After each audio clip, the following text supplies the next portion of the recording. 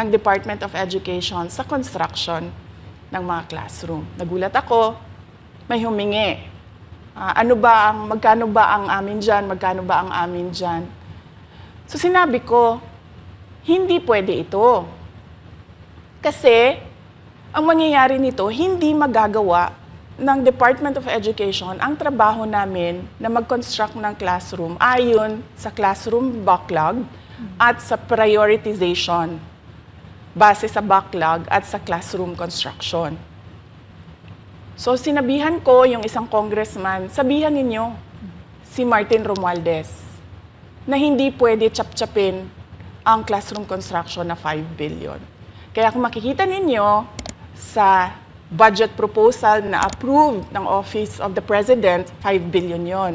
Pero nung lumabas yung GAA o yung budget approved noong 2023,